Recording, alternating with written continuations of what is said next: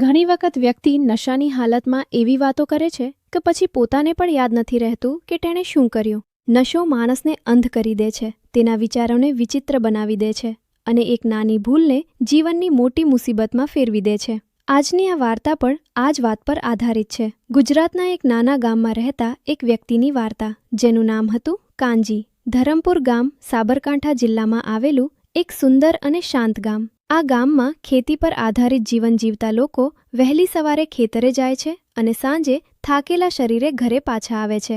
આ જ ગામમાં કાનજી નામના વ્યક્તિનું ઘર હતું. કાનજીની ઉંમર આશરે 52 વર્ષ હતી. તેની કાયા મજબૂત હતી, પણ આંખોમાં હંમેશા એક અસ્વસ્થતા રહેતી. તેની પત્ની લક્ષ્મીબેન, પુત્ર રાહુલ અને પુત્રી મીના સાથે તેનું સુખી કુટુંબ હતું. રાહુલ ગામની નજીકના શહેરમાં નોકરી કરતો હતો અને મીનાના લગ્ન થઈ ગયા હતા, પણ તે હજુ માતાની સાથે જ રહેતી હતી. કાનજી પાસે પોતાના 10 વીઘા જમીન હતી. તેમાં તે કપાસ, ઘઉં અને શાકભાજીની ખેતી કરતો. ગામમાં તેને સારો માણસ માનવામાં આવતો, પણ એક આદત તેને બરબાદ કરી રહી હતી: દારૂ. સાંજે 7 વાગ્યા પછી તે ઘરની પાછળના ઓટલે બેસીને બોટલ ખોલતો. એક ગ્લાસ, બીજો ગ્લાસ, અને પછી તેની આંખો લાલ થઈ જતી. લક્ષ્મીબેન ઘણીવાર સમજાવતી, "કંજી, આ આદત છોડી દો. છોકરાઓ જુએ છે. શું ઉદાહરણ આપી રહ્યા છો?" પણ કંજી હસીને કહેતો, "અરે, થોડું તો મન શાંત કરું છું.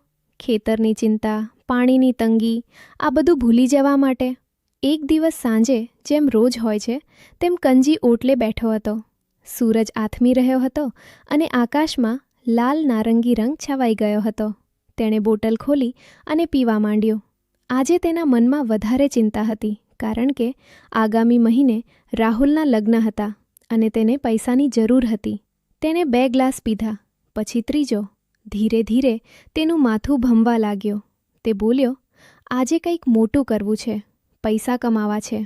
રાત્રે 8 વાગે તે ઘરમાંથી બહાર નીકળ્યો. લક્ષ્મીબેન પૂછ્યું, "ક્યાં જાઓ છો?" કંજીએ જવાબ આપ્યો, "ગામના મુખી પાસે વાત છે." તે રસ્તે ચાલતો ગયો. તેના પગ થોડા લથડાતા હતા. ગામની વચ્ચે આવેલી ચોકમાં બેસીને લોકો વાતો કરતા હતા. ત્યાં કંજી પહોંચ્યો અને બોલ્યો, "ભાઈઓ, આજે મારે પૈસા જોઈએ છે. મારી જમીનનો એક ભાગ વેચી દઈશ." ગામના એક વેપારી રતનભાઈ ત્યાં બેઠા હતા. તેઓએ કહ્યું, "કાનજીભાઈ, તમે નશામાં છો. કાલે વાત કરીએ."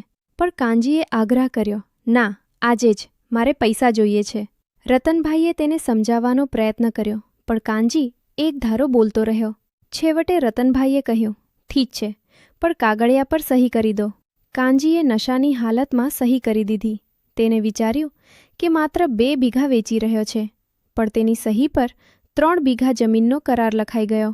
રતનભાઈએ તેને પૈસા આપ્યા અને કાનજી ઘરે પાછો આવ્યો. તે ખુશ હતો. લક્ષ્મીબેને પૂછ્યું, "કેમ આટલા ખુશ?" કાનજીએ કહ્યું, "પૈસા લાવ્યો છું.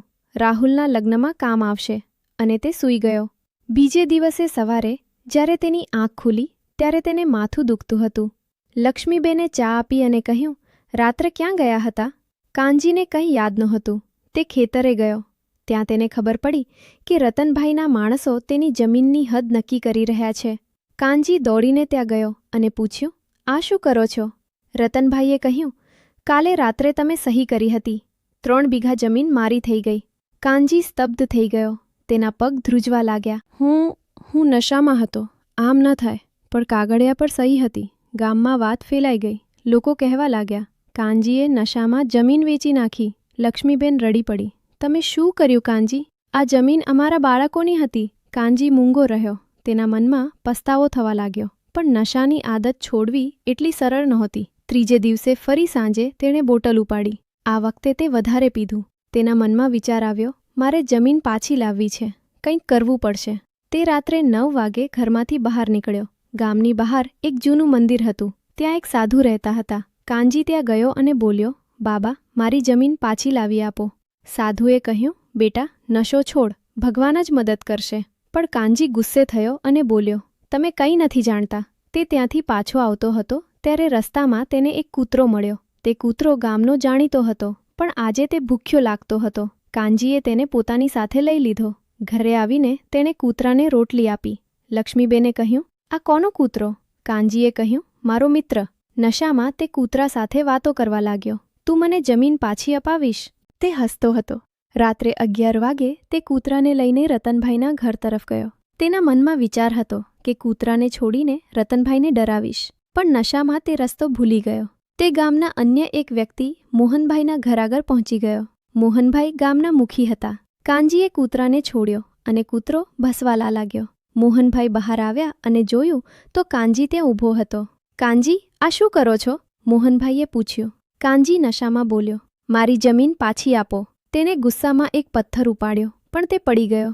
મોહનભાઈએ તેને પકડ્યો અને કહ્યું, તમે ગાંડા થઈ ગયા છો. આ અવાજ સાંભળીને આસપાસના લોકો ભેગા થઈ ગયા. લક્ષ્મીબેન અને રાહુલ પણ દોડી આવ્યા. તેઓએ કાનજીને ઘરે લઈ આવ્યા. આખું ગામ જાણી ગયું.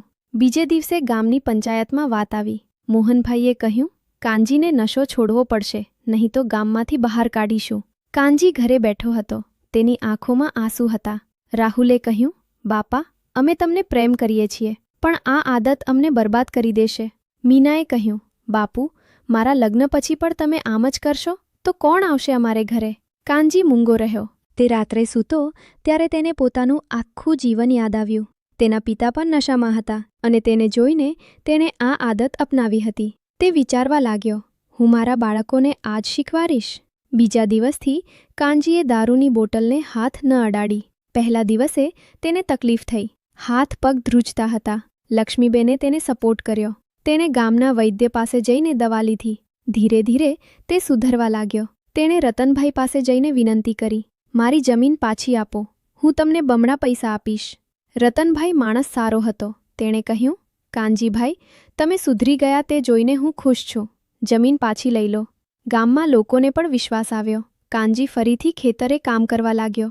તે સવારે વહેલો ઉઠતો, ખેતર સિંચતો, પછી ઘરે આવીને પરિવાર સાથે સમય વિતાવતો. રાહુલના લગ્ન ધામધૂમથી થયા. મીના પણ સુખી હતી. એક દિવસ ગામની સભામાં કાનજી ઊભો થયો અને બોલ્યો, મિત્રો, નશો એક એવી આગ છે જે પહેલાં માણસને જ બાળે છે અને પછી તેના પરિવારને. મેં આ અનુભવ કર્યો છે. તમે બધા આ આદતથી દૂર રહેજો. લોકોએ તાળીઓ પાડી. કાનજીની આ વાત ગામમાં ફેલાઈ ગઈ. ઘણા યુવાનો તેની પાસે આવીને સલાહ લેવા લાગ્યા. કાનજી હવે ગામના આદર્શ વ્યક્તિ બની ગયો. તેના પરિવારમાં ખુશીઓ છવાઈ ગઈ. લક્ષ્મીબેને કહ્યું, તમે બદલાઈ ગયા તે અમારા માટે સૌથી મોટી ખુશી છે. આમ કાનજીની વાર્તા એક પાઠ આપે છે કે નશો કદી કોઈનું ભલું કરતો નથી. તે માત્ર અસ્થાયી આનંદ આપે છે, પણ કાયમી દુઃખ લાવે છે. જો તમે પણ આ આદતમાં છો તો આજે જ છોડી દો. તમારા પરિવાર માટે, તમારા સ્વપ્નો માટે. જીવન સુંદર છે જ્યારે તે સ્વચ્છ મન અને સ્વસ્થ શરીર સાથે જીવવામાં આવે. કાનજી હવે દરરોજ સવારે મંદિરે જાય છે. તે તેના પુત્ર અને પુત્રીને સારી વાતો કહે છે. તેની જમીન વધુ ઉપજાઉ બની ગઈ છે કારણ કે તે હવે પૂરા સમર્પણથી કામ કરે છે. ગામના બાળકો તેને કાકા કહીને બોલાવે છે અને તે તેમને વાર્તાઓ કહે છે. એક વાર્તા તે હંમેશા કહે છે, નશો એ એક દુશ્મન છે જે તમારા ઘરમાં રહે છે અને ધીરે ધીરે બધું ખાઈ જાય છે. તેને ઓળખીને દૂર કરો. આ વાર્તા સાંભળીને ઘણા લોકોના જીવન બદલાઈ ગયા. તમે પણ વિચારો, તમારા જીવનમાં કોઈ આદત છે જે તમને અને તમારા પરિવારને નુકસાન પહોંચાડી રહી છે?